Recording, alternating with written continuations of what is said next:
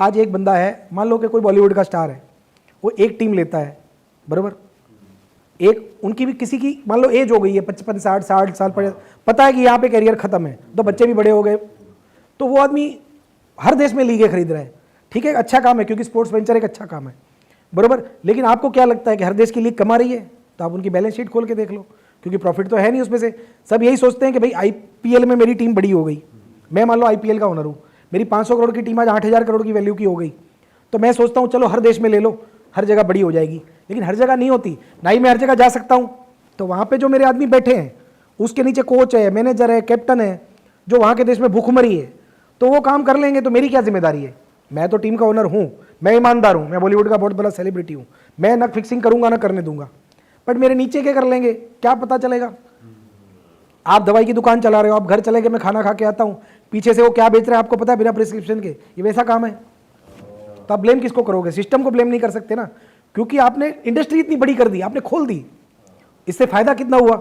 India के economy को भी फायदा हुआ, बीसीसीआई बोर्ड मजबूत हो गया, हजारों लाखों लोगों को रोजी रोटी मिल रही है, ठीक है। सेम लाइक अ बैटिंग इंडस्ट्री, आपने इसके नुकसान गिनवाए कि लोग सुसाइड कर सकते हैं, लॉस कर सकते हैं, फायदे मैं गिनवाता हूँ।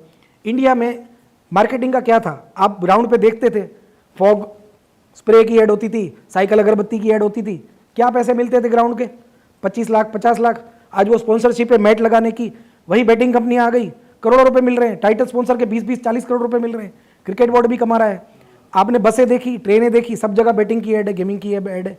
इन्फ्लुएंसर देखे, जो एक इन्फ्लुएंसर आप समझो कि महीने का 25,000 नहीं कमा सकता था, वो ठुमके लगा के कॉमेडी करके लाखों रुपए कमा रहा है, उसको ऐड मिल रही है, वो बाइट दे रहा है, बरोबर। इसके सिवा ट्रक रिक्शा कहाँ ऐड नहीं है, ढाबों पे ऐड लगी हुई है। ये तो बॉलीवुड के एक्टर्स भी खुल बॉलीवुड के एक्टर कर रहे हैं ब्रांड एम्बेसडर का काम, नहीं तो कौन देता था इनको ब्रांड? आपने आज तक कितने बॉलीवुड स्टार क्रिकेट के आने से पहले, गेमिंग के आने के पहले ब्रांड एम्बेसडर देखे थे? एक भी नहीं।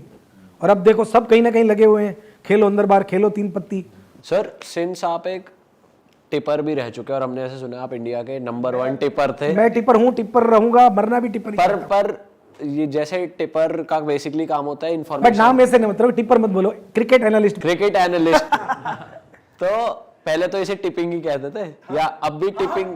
आप तो फैंसी हो जाते हैं नेम, जैसे कैमरामैन को डायरेक्टर ऑफ फोटोग्राफी। देखो दुबई में क्या होता है, दुबई में 1000 क्लब है इंडियन, तो चीप वर्ड में इसको बोलते हैं मुजरा, हम बोलते हैं मुजरा मतलब इंडियन नाइट क्लब बोलो, वैसा ही है। हाँ, तो सिंस आप टिप्स और एनालिसिस देते थे, तो ब्रॉडर पिक्चर में देखा जाए तो इसका तो कोई काम ही नहीं रहा, क्योंकि ऑलरेडी सब कुछ अपने हिसाब से हो रहा है। देखिए इसमें क्या हुआ, ये इंडस्ट्री चालू कब हुई? अब वहाँ पे वापस थोड़ा रिवर्स में चलते, ठीक है, कि 1999 2000 में मैंने बोला कि मैं जो बोलता था होता था। अब धीरे धीरे मेरी जैसे जैसे नॉलेज बढ़ती गई तो अंदर से क्या नॉलेज फटने लगती है। आप अगर नॉलेज ले लोगे और कोई आपसे सुनेगा नहीं ना, तो आप बहुत फ्रस्ट्रेट हो जाओगे। तो मैं दोस्तों को बोलता था, यार तुम तो खेल रहे हो, तुम्हारे पास तो पैसे हैं, मेरी मान के ट्राई तो कर लो। अच्छा, अब कुछ लोग ऐसे थे जो जानबूझ के डीमोटिवेट करते थे, और कुछ ऐसे थे जो बुकी के दोस्त थे। तो बुकी को पता था कि यार इसकी लोग सुनने लग गए, तो हमारे गांव के बुकी मेरे से बड़ा चिढ़ते थे कि यार ये तो बोल रहा है, वो हो रहा है, लोग बर्बाद कर देंगे हमें। और हमारे गांव के लोग धीरे धीरे सुनना चालू हो गए थे थोड़े थोड़े, तो 1-2 दोस्त सुनते थे। तो 10 साल ऐसे मैंने तपस्या की कि कोई मेरा सुने नहीं। बीच बीच में पैसे आते थे, कभी मैं जीतता था, कभी हारता था, मैं नहीं खेलता था तो मेरी 100% पास होती थी। मतलब इवन मैं फिगर तक दे देता था कि भाई 20 ओवर बाद इतने रन बनेंगे, फिगर कि भाई 300 बनेंगे या 295 के अंदर बनेंगे, ऊपर बनेंगे, वो भी बता दें। ये एनालिसिस थी या इंट्यूशन? एनालिसिस के साथ सिक्स सेंस दोनों थी, सच बताऊं तो। बट एनालिसिस बहुत स्ट्रांग थी, और उस जमाने में ना एनालिसिस चलती थी बहुत कड़क, क्योंकि फिक्सिंग नहीं थी। अब एनालिसिस ज्यादा नहीं चलती है। वही मैं कह रहा हूँ, हाँ वही मैं कह रहा हूँ। पिच कैसी भी हो, प्लेयर का फॉर्म कैसा भी हो, अब जो खिलाड़ी फॉर्म में नहीं है उसको तुम फुल टॉस दोगे तो उसका फॉर्म आ जाएगा। एनालिसिस तो वेस्ट हो रही है, ठीक है। तो फिर जब 2010-11 आया ना, तो सडनली मैं एक रात को बैठा था, मतलब बेरोजगारी से तंग, 25 लाख के कर्जे में एक आदमी है, ठीक है, 10 साल से या 7 साल से वो उतार नहीं पा रहा है। और इवन मतलब ये नहीं था कि मेरे फादर के पास पैसे नहीं थे, हमारी ऑयल मिल्स थी, फैक्ट्री थी, वे वेल सेटल थे, ठीक है। लेकिन वो मुझे बोलते थे कि इस बार का कर्जा तू खुद उतारेगा, हमने तेरा 100 बार उतारा, अब हम नहीं उतारेंगे। तो मैंने उनको बोला था, टेंशन मत लो, जिंदगी में एक दिन ऐसा आएगा कि मैं अपना कर्जा एक दिन में कमाऊंगा। तो हंस के चले जाते थे कि ये पागल हो गया है, जो चढ़ने में 10 साल लगे कहाँ से उतरेगा। तो 2011 में मैंने एक ऐड देखी बिग डैडी की, बिग डैडी नहीं, बिग रॉक के kamwalibai.com अपनी वेबसाइट बनाओ और आप। तो मैंने एक वेबसाइट बनाई अपनी मम्मी से 3000 रुपये लेके, 4000 रुपये लेके, CBTF यानी cricketbettingtipsfree.com नाम से, कि लोगों को फ्री में टिप देनी है, कोई पैसा नहीं लेना है। तो उस पर मैंने अपना प्रेडिक्शन डालना चालू किया और पहले महीने 50 लोग आए देखने के लिए। मैंने खुद वेबसाइट बनाई डू इट योरसेल्फ से और 50 लोग आए।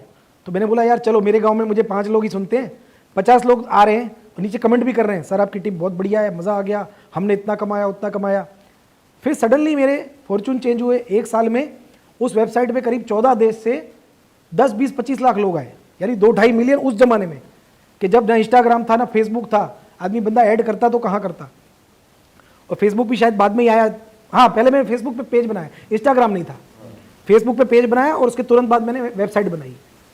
तो होने ये लगा कि लोग आने लगे, तारीफ करने लगे। और उस टाइम पे मतलब जो मेरा फ्लो था ना, कि जो एक आप बिलीव नहीं कर सकते, इमेजिन नहीं कर सकते, ऐसा था कि मैं 10 दे रहा हूँ तो 10 की 10 पास है, 100 दे रहा हूँ तो 100 में से 99 पास है, ऐसा चल रहा था, कुछ भगवान का हाथ था। तो सडनली टिप देते देते मैंने सोचा यार अब पैसे कैसे कमाऊँ। मैंने सोचा भी नहीं था, मैं सोचा चलो, मैं खुश था क्योंकि पैसे की मुझे ज़रूरत नहीं थी, मेरे घर पे सब था। तो सडनली एक बंदे का मुझे कॉल आता है जयपुर से, वो मेरा पहला ग्राहक था लाइफ का, कि भैया आप मुझे प्राइवेट में क्या पेड टिप्स दोगे। बोला पेड टिप्स क्या होती है। तो बोले आप मुझे SMS में भेजो, मैं आप जो बोलोगे उस पर खेलूंगा। बोला भाई मैं तुझे क्यों SMS करूँ, महीने के 100 रुपये बैलेंस डलवा के, बोले फीस दूंगा। तो मैं बोला भाई इसकी भी फीस, शॉकिंग था। तो उस ज़माने में मेरे दोस्त ने बोला, वो शेयर बाज़ार का काम करते थे, कि यार हमें शेयर बाज़ार की टिप्स आती है, उसमें ये शेयर लो, इतने पे बेचो, इतना स्टॉप लॉस। तो बोले तू भी अपने कस्टमर को इस तरह की टिप देने की ट्राई कर। तो मैंने उस बंदे को पूछा तू मुझे कितना देगा। तो बोले सर मैं हर मैच 1 लाख की खेलता हूँ। तो बोले आपकी टिप तो ऐसी है कि मैं महीने के लाखों कमा लूँगा, मैं आपको 20,000 दूंगा, चलेगा।